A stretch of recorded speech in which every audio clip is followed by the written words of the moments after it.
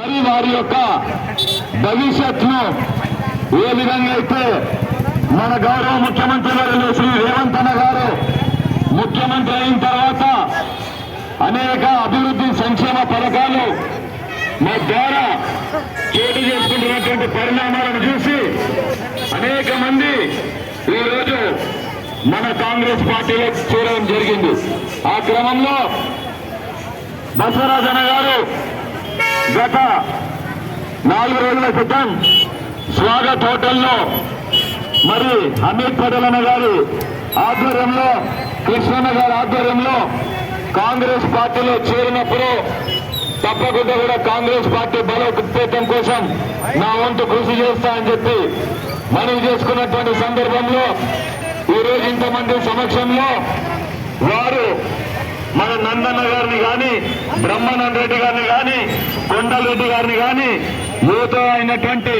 మన గోపాల్ గౌడ్ గారిని కానీ, చెన్నయ్య సాగర్ గారిని కానీ, లక్ష్మక్క గారిని కానీ, విక్రమ్ గారిని కానీ,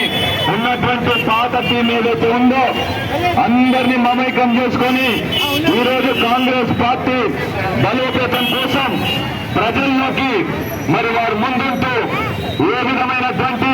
ఉజ్వలమైనటువంటి భవిష్యత్తు మనం ఆశిస్తా ఉన్నాము. గత ప్రభుత్వంలో మరి మనం అనుకున్నటువంటి లబ్ధి చేకూరలేదు. అనేక నష్టాలు, కష్టాలు,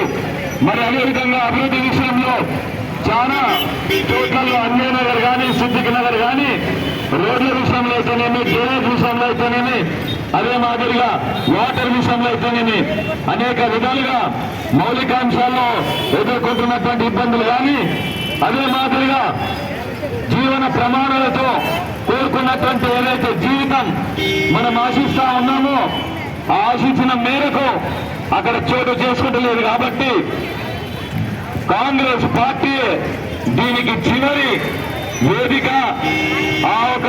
కాంగ్రెస్ పార్టీకి రాష్ట్ర ముఖ్యమంత్రి వర్యులు శ్రీ రేవంత్ అన్న గారు గత 4 నెలల నుంచి మరి ముఖ్యమంత్రి బాధ్యతలు తీసుకున్నటువంటి